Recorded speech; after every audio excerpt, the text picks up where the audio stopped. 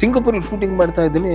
ಹಾಂಗಾಗ್ನಲ್ಲಿ ಒಂದು ಚೈನಾ ಹುಡುಗಿನ ಸೆಲೆಕ್ಟ್ ಮಾಡಿ ಒಂದು ಆ್ಯಕ್ಷನ್ಗೆ ಕ್ಯಾರೆಕ್ಟ್ರು ಪ್ಲಸ್ ಅವ್ರಿಗೊಂದು ಒಳ್ಳೆ ಲೊಕೇಶನ್ ಹಾಕ್ಬಿಟ್ಟು ಫೈಟಿಂಗ್ ಮಾಡಿದ್ರೆ ಯಾರ ಜೊತೆ ಅವನು ಈ ಫೈಟ್ ಮಾಸ್ಟರ್ ಮೇಕಪ್ ಮನೆಯವರೆಲ್ಲ ಹೀರೋಗಳಿಗೆ ಭಾಳ ಕಿವಿ ಚುಚ್ಚೋದು ಜಾಸ್ತಿ. ಮೇಕಪ್ ಮಾಡ್ತಾನೆ ಏನೇನೋ ಹೇಳ್ಕೊಟ್ಬಿಡ್ತಾರೆ. ಬಟ್ ಅಣ್ಣೆ ಅಣ್ಣೆ நீங்க போய் அந்த பொண்ணுகிட்ட ஃபைட் பண்ணலாமா சார்? அண்ணே எப்படி அண்ணே இது? Sir, Amma was arrested in Victoria Peak. Please come, sir. Hey, what is going on here? I'll call police now. No police. We are here to decide you. ಜೋ, ನಾನು ಹುಡುಗಿ ಜೊತೆ ಫೈಟ್ ಮಾಡಲ್ಲ. ಏನಂಬ್ರಿ ಹಿಂಗೆ ಮಾಡ್ತಾ ಇರ್ತೀರಾ ನೀವು?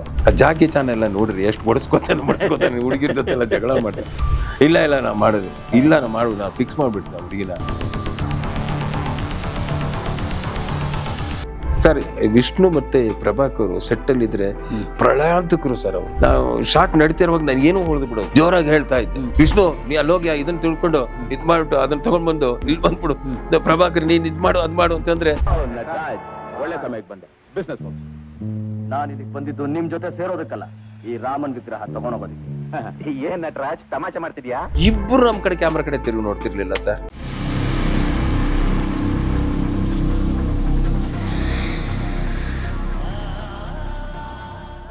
ಇವರು MD ಶ್ರೀಧರ್ ಇದ್ದಾರೆ, ಗೊತ್ತು. ನಮ್ಮ ಪುರ್ಕಿ ಅಂತ ನಾವು ಸ್ಟಾರ್ಟ್ ಮಾಡಿದ್ವಿ. ಇವರು ದರ್ಶನ್ ಹೀರೋ. ಹೌದೌದು, ಗೊತ್ತು. ದರ್ಶನ್ ಹೀರೋ ಫಸ್ಟ್ ಇವರು ಫಿಕ್ಸ್ ಆದ್ರು, ಗೆಳೆಯರು ಅಂತೇಳಿ ಇವರು ಡೈರೆಕ್ಟರ್ ಫಿಕ್ಸ್ ಆದ್ರು.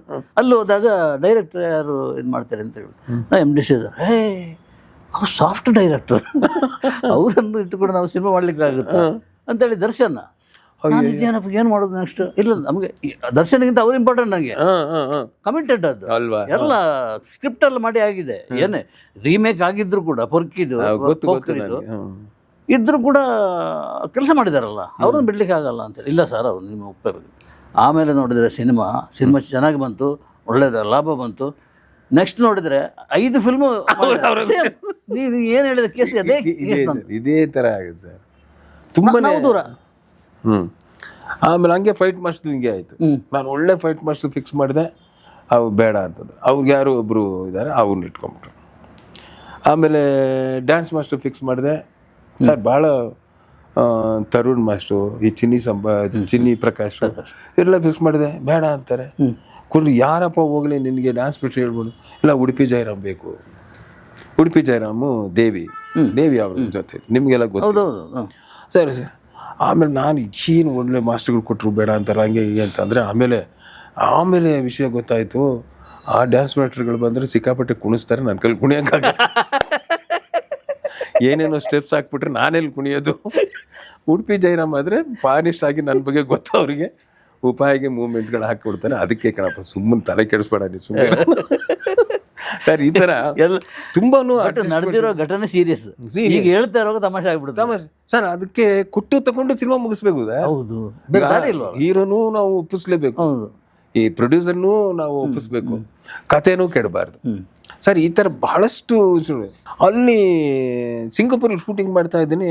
ಹಾಂಗಾಗ್ನಲ್ಲಿ ಒಂದು ಚೈನಾ ಹುಡುಗಿನ ಸೆಲೆಕ್ಟ್ ಮಾಡಿದ್ದೆ ಒಂದು ಆ್ಯಕ್ಷನ್ಗೆ ಕ್ಯಾರೆಕ್ಟ್ರು ಪ್ಲಸ್ ಅವ್ರಿಗೊಂದು ಒಳ್ಳೆ ಲೊಕೇಶನ್ ಹಾಕ್ಬಿಟ್ಟು ಫೈಟಿಂಗ್ ಮಾಡಿದ್ರೆ ಯಾರ ಜೊತೆ ಅವನು ಈ ಫೈಟ್ ಮಾಸ್ಟರ್ ಮೇಕಪ್ ಮನೆಯವರೆಲ್ಲ ಹೀರೋಗಳಿಗೆ ಭಾಳ ಕಿವಿ ಚುಚ್ಚೋದು ಜಾಸ್ತಿ. ಮೇಕಪ್ ಮಾಡ್ತಾನೆ ಏನೇನೋ ಹೇಳ್ಕೊಟ್ಬಿಡ್ತಾರೆ. ಬಟ್ ಅಣ್ಣೆ நீங்க போய் அந்த பொண்ணுகிட்ட ஃபைட் பண்ணலாமா சார்? ಅಣ್ಣೆ எப்படி ಅಣ್ಣೆ ಇದೆ? ಒಳ್ಳೆ ಫಿಟ್ಟಿಂಗ್ ಇದೆ. ಹೆಂಗೆ ಸರ್ ಹೇಳ್ಕೊಟ್ಟು, ಜೋ, ನಾನು ಹುಡುಗಿ ಜೊತೆ ಫೈಟ್ ಮಾಡಲ್ಲ. ಏನಂಬ್ರಿ ಹಿಂಗೆ ಮಾಡ್ತಾ ಇರ್ತೀರಾ ನೀವು? ಜಾಕಿ ಚಾನ್ ಎಲ್ಲ ನೋಡ್ರಿ ಎಷ್ಟು ಬಡಿಸ್ಕೊತಾನೆ ಹುಡುಗಿರ ಜೊತೆ ಎಲ್ಲ ಜಗಳ ಮಾಡ್ತಾರೆ. ಇಲ್ಲ ನಾ ಮಾಡೋದಿಲ್ಲ, ಇಲ್ಲ ನಾ ಮಾಡ್ಬಿಟ್ಟು ನಾವು ಫಿಕ್ಸ್ ಮಾಡಿಬಿಡ್ತೀವಿ ಹುಡುಗಿನ ಮಾತಾಡಿ.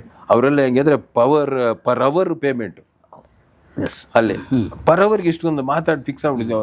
ಹಾಗೆ ಇಲ್ಲ, ನಾ ಅವಳ ಹತ್ರ ಹೇಳ್ತೀನಲ್ಲ, ಬೇಡಪ್ಪ ನೀನೇ ಹೊಡಿ ಸರ್. ಕೊನೆಗೂ ಮಾಡಿ ಆ ಫೈಟ್ ಮಾಸ್ಟರ್ ಕರ್ಕೊಂಡೋಗಿ ಬೈದಿದ್ದೀನಿ, ಬಾಯಿಗೆ ಬಂದಾಗ ಬೈದಿದ್ದೀನಿ. ಮುಚ್ಕೊಂಡು ನಿನ್ನ ಯಾತಕ್ಕೆ ಬೇಕು ಆ ಕೆಲಸ ಫಿಟ್ಟಿಂಗ್ ಅಂತ ಆಮೇಲೆ ಫೈಟ್ ಮಾಡಿದ್ರು. ಅಷ್ಟು ಚೆನ್ನಾಗಿದೆ ಸಿನಿಮಾದಲ್ಲಿ ನೋಡಿ ಸರ್.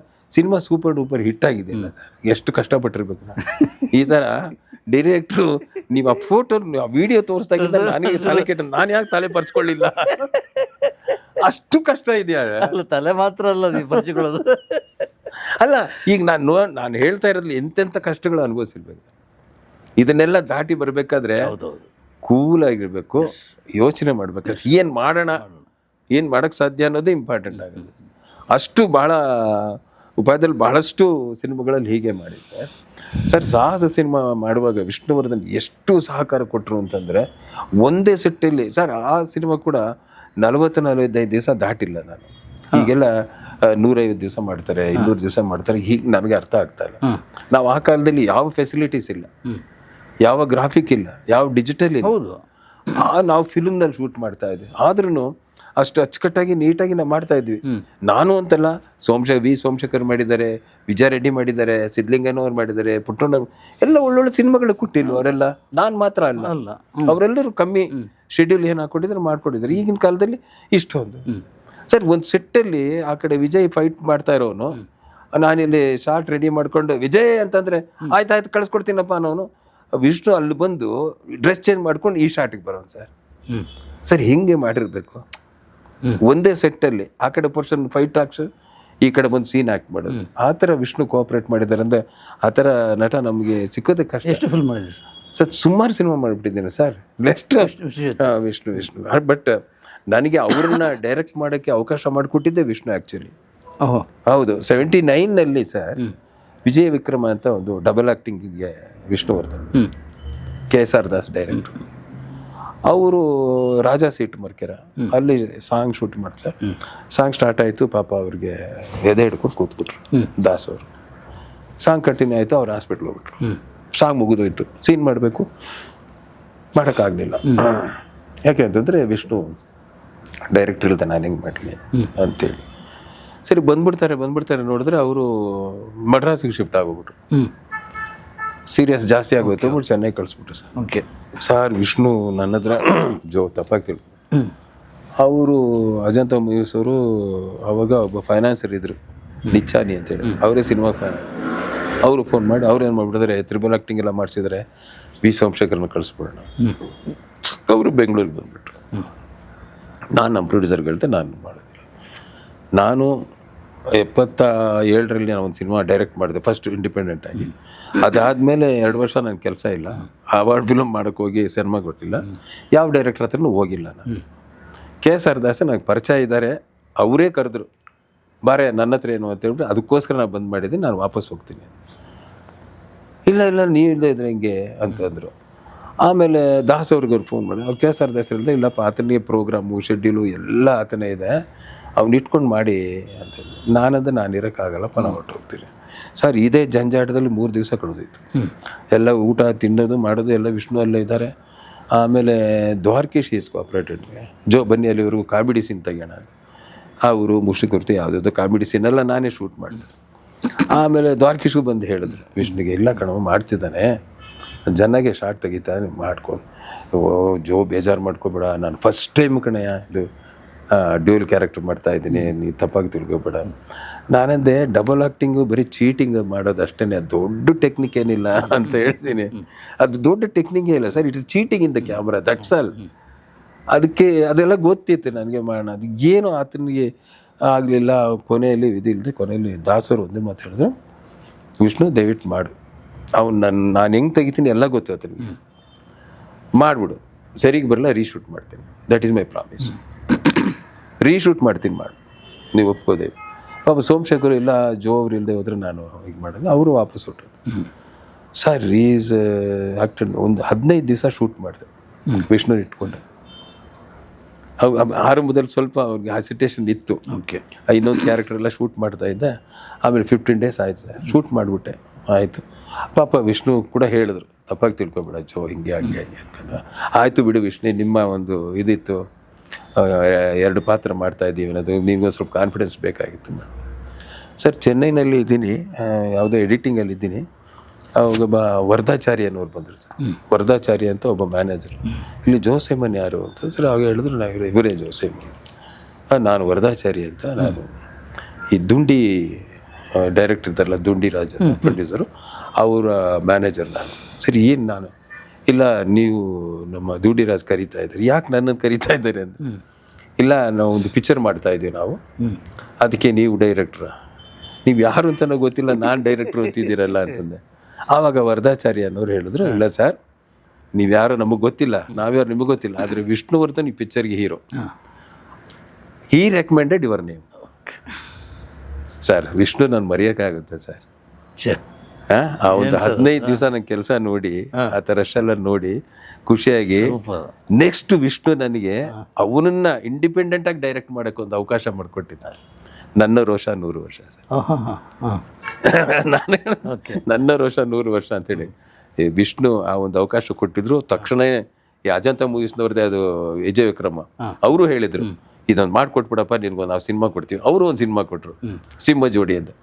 ಸರ್ ಆ ರೀತಿ ಶುರುವಾಗಿದ್ದು ನನ್ನ ವಿಷ್ಣುವರ ಅಂಡರ್ಸ್ಟ್ಯಾಂಡಿಂಗು, ಸ್ಕ್ರಿಪ್ಟ್ ಆಗಲಿ, ಸ್ಟೋರಿ ಲೈನ್ ಆಗಲಿ, ನಾವು ಟೇಕಿಂಗ್ ಆಗಲಿ, ಎಷ್ಟು ಸರಿದ ಅಂಡರ್ಸ್ಟ್ಯಾಂಡಿಂಗ್ ಆಗೋಯ್ತು ಅಂದರೆ ಸಿಕ್ಕಾಬಿಟ್ಟೆ ಸಿನಿಮಾಗಳು ಮಾಡ್ರಿ. ವಿಷ್ಣು ಜೋಸೈಮನ್ ಅಂದ್ರೆ ಗೊತ್ತಿರ್ಬೇಕು ಏನೇನೆಲ್ಲ ಆಗೋಯ್ತು, ನಾವೇ ಬರೆದವರು ಇನ್ಯಾರಿದ್ರಾಗ. ಹಾಗಾಗಿ ಆ ಥರ ಸರ್ ಒಂದು ಹೀರೋ ಯಾವ ರೀತಿ ನಮ್ಮ ಕೈಲಿ ಸಿಗ್ತಾರೆ.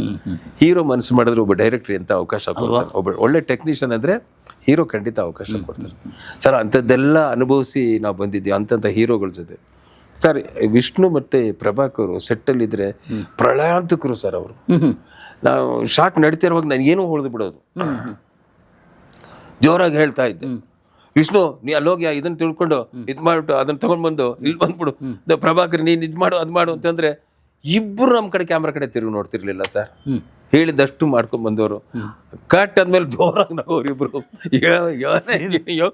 ಶಾರ್ಟ್ ನಡೀತಾ ಇರುವಾಗ ಇನ್ಸ್ಟ್ರಕ್ಷನ್ ಕೊಡ್ತಿಲ್ಲ ನೀನು ಸರ್. ಅಂತ ಪ್ರಳಯ ಅಂತಿದ್ರು ಸರ್ ಅವರು. ಬೇರೆ ಯಾರಾದ್ರೂ ಹೇಳಿದ್ರೆ ಏನ್ ಹೇಳಿದ್ರಿ ಅಂತ ತಿರುಗಿಬಿಟ್ಟಿರೋರು, ಶಾರ್ಟ್ ಕಟ್ ಆಗಿರೋರು ಸರ್. ಆ ಥರ ಇನ್ಮೇಲೆ ಏನು ಹೇಳಿದ್ರು ಹಂಗೆ ಶಾರ್ಟ್ ನಡಿವಾಗ್ಲಿ ಏನಾದ್ರು ಹೊಡೆದು ಬಿಡೋದು ನನಗೆ. ಅವ್ರಿಗೆ ಹೇಳ್ತಾ ಇದ್ದೆ, ಆಮೇಲೆ ಈ ಡೈಲಾಗ್ ಹೇಳ್ಬಿಡು ಅಂತ ಹೇಳ್ಬಿಡ್ತಾ ಇದ್ದೆ. ಆ ಥರ ಎಲ್ಲ ಫಿಲ್ಮ್ನಲ್ಲಿ ಆಟ ಆಡ್ಕೊಂಡು ಬಂದ್ವಿ ಸರ್. ಆ ಥರ ಕಲಾವಿದರು ನಮ್ಮ ಮತ್ತೆ ಸಿಗೋದು ಭಾಳ ಕಷ್ಟ ಸರ್. ಅಂಥ ಒಬ್ಬ ವಿಷ್ಣುವರ್ಧನ್ ಅಂತ ಒಬ್ಬ ಕಲಾವಿದ, ಮುದ್ದಾದ ಸ್ವಚ್ಛವಾಗಿ ಕನ್ನಡ ಮಾತಾಡುವಂಥ ಒಬ್ಬ ಹೀರೋ, ಎಲ್ಲ ತಾಂತ್ರಿಕ ವಿಚಾರಗಳನ್ನ ತಿಳಿದಿರುವ ಒಬ್ಬ ಮೈಕಟ್ಟಿನ ಒಬ್ಬ ಪ್ರಭಾಕರು, ಆಮೇಲೆ ಇಂಡಸ್ಟ್ರಿ ಬಗ್ಗೆ ಕಾಳಜಿ ಇರ್ತಕ್ಕಂಥ ಶಂಕರ್ ನಾಗು ಸರ್. ಏನು ಮಾತಾಡಲ್ಲ ಸರ್. ರಕ್ತ ತಿಲಕ ಶೂಟಿಂಗು ನೇರ ಬಂದರು ಸರ್. ಅವ್ರ ಎಕ್ಸ್ಪೀರಿಯನ್ಸ್ ಕಲಾವಿದರು ಅಂತಂದರೆ ಹೆಂಗಿರ್ತಾರೆ. ದಾಂಡೇಲಿ ಶೂಟಿಂಗ್ ನೇರ ಬಂದರು. ನಂದು ಏನು ಪಾತ್ರ ಇದೆ, ನನ್ನದು ಯಾವ ಥರ ಬರುತ್ತೆ, ಕಥೆನೇ ಕೇಳಿಲ್ಲ. ಜೋಸೈಮ ಡೈರೆಕ್ಟ್ರ ಹೋಗ್ಕೊಂಡು ಬಂದ ಶಂಕರ್ನಾಗ್ ಇವ್ರದ್ದು ಬಾಳಿಗ ಬ್ರದರ್ಸ್ ಪ್ರೊಡ್ಯೂಸರ್. ನಾನು ಅಲ್ಲೊಬ್ಬ ಟ್ರೈಬಲ್ ಇದ್ರು, ಬರೆಯಲ್ಲಿ ನಿಂತ್ಕೊಂಡು, ಸರ್ ಇದೆ ನೀನು ಈ ಕಾಡಲ್ಲಿ ಕಾಂಚನ ನಿಮ್ಮವ್ರ ತಾಯಿ, ಈ ಕಾಡಲ್ಲಿ ನೀನೊಬ್ಬ ಇನ್ನೋಸೆಂಟ್ ಟ್ರೈಬಲ್ ಅಂತದ್ದು. ಅವನ್ನ ನೋಡ್ದ ಸರ್. ಮೇಕಪ್ಪನ್ನು ಕರೆದ, ಕತ್ರಿ ಕೊಡೆ ಅಲ್ಲಿ. ಕತ್ರಿ ಕೊಟ್ಟ ಸರ್. ಇಷ್ಟಿಷ್ಟು ಉದ್ದ ಕೂದಲು ಬಿಟ್ಕೊಂಡಿದ್ದು ಸರ್, ಹಿಡ್ಕೊಂಡು ಕಟ ಕಟ ಕಟ ಕಟ ಕಟ ಅಂತ ಎಲ್ಲ ಸರ್. ತಾನೇ ಲಿಟ್ರಲಿ ತಾನೇ ಎಲ್ಲ ಕಟ್ ಮಾಡಿಬಿಟ್ಟೆ ಜೋ ನೋಡಿ ಇವಾಗ ಸರ್. ನಾನು ಬಿಚ್ಚು ಬಿಡಿ ಸರ್ ನಿಜವಾಗ್ಲೂ ಸರ್. ಏನು ಸರ್ ಆರ್ಟಿಸ್ಟ್ಗಳವರು ಏನು ಹೇಳಿದ್ದು ಅರ್ಥನೇ ಹಂಗೆ ನಮಗೆ. ಆ ಟ್ರೈಬಲ್ ಥರನೇ ಮಾಡ್ಕೊಂಡ. ಎಲ್ಲಿ ಚಡ್ಡಿ ಕೊಟ್ಟು ಏನು ಕಾಸ್ಟ್ಯೂಮ್ ಕೊಟ್ಟು ಕಾಸ್ಟ್ಯೂಮ್ ಹಾಕ್ಬೇಡ.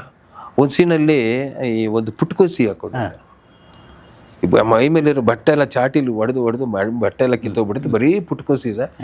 ಗ್ರೌಂಡಲ್ಲಿ ಹಂಗೆ ರೋಲ್ ಮಾಡ್ತಾನೆ. ಮಾಡಿದ್ದಾನೆ ಈ ಆಕ್ಟ್ ಸರ್. ರಕ್ತ ತಿಲಕ ಈಗಲೂ ನೋಡಿ ನೀವು, ಆ ಶಾರ್ಟ್ಗಳು ಹಂಗೆ ಇದೆ ಸರ್. ಒಂದೇ ಒಂದು ಪುಟ್ಕೋಸಿ ಇಷ್ಟ ಅಗ್ಲದ್ದು ಸರ್. ಸೈಡೆಲ್ಲ ಕಾಣುತ್ತೆ ಮಾಡುತ್ತೆ. ಏನೇ ಮಾಡಲ ಸರ್. ಏನು ಪಾತ್ರದಲ್ಲಿ ಮುಳುಗುವುದು sir. Character sir, they live in the character and what is the getup. ಏನು ನಮ್ಮ ಪಾತ್ರ ಏನಿದೆ, ಪಾತ್ರಧಾರಿಯಾಗಿ ನಾನು ಉಳಿಬೇಕು. ನಾ ಕೂದಲು ತಗೊಂಡು ಕಟ್ ಮಾಡೋದ ಕಟ ಇಷ್ಟು ಉದ್ದ ಎಲ್ಲಾದ್ರೂ ಉಂಟಾ ಸರ್? ಎಲ್ಲರೂ ಉಂಟಾ ಸರ್? ಒಪ್ಕೋತಾರೆ ಯಾರಾದ್ರು? ಇದನ್ನ ಬೇಕಾದ್ರೆ ಹಿಂಗೆ ಇರ್ಲಪ್ಪ, ನಾ ಬಟ್ಟೆ ಸುತ್ಕೊಂಡು ಕಟ್ಕೊಂಡ್ಬಿಡ್ತೀನಿ ಅಂತ ಹೇಳ್ತಾರೆ. ಆದರೆ ಹಾಗೆ ಕತ್ರಿ ತಗೊಂಡು ಎಲ್ಲ ಕಟ್ ಮಾಡಾಕೊಂಡ್ಬಿಟ್ರೆ ಆ ಥರ ಕಲಾವಿದನ್ನು ನೋಡೋಕೆ ಕೆಲಸ ಮಾಡಬೇಕು. ಈಗೇನಾಯ್ತು ಅಷ್ಟೇ. ಈಗೇನು ಏನು ಸಮಸ್ಯೆ ಏನು ಯಾರಿಗೆ? ನನಗೆ ಹೌದು. ಹೀರೋಗಳು ಅದೇ ಯಾಕೆ ಗೊತ್ತಿಲ್ಲ, ನಮ್ಗೆ ಅರ್ಥ ಆಗ್ತಾ ಇಲ್ಲ.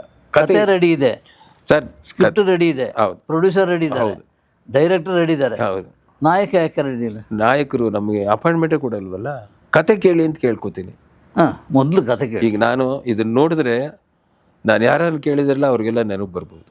ಓಕೆ, ಯಾರನ್ನ ಅಪ್ರೋಚ್ ಮಾಡಿದ್ದೀನಿ ಆಗಲಿ, ಅವ್ರಿಗೆಲ್ಲ ನೆನಪು ಬರಲಿ, ಕೇಳಿದ್ದೀನಿ. ನಾನು ಹೇಳೋದು ನೀವು ಕತೆ ಕೇಳಿಯಪ್ಪ. ಕತೆ ಇಷ್ಟ ಆಗ್ಲಿಲ್ವಾ ಬಿಟ್ಟು ಬಿಡ್ಬಿಡಿ. ಸರ್. ಇವತ್ತು ಟ್ರೆಂಡ್ ಏನಿದೆ ಸರ್, ಎಷ್ಟೇ ಕೋಟಿ ಹಾಕಿದ್ರು ಹೀರೋ ಕತೆ ಒಪ್ಪುದ್ನಾ? That is the first question is comes out. ಹೌದಲ್ವ? ಹೌದು.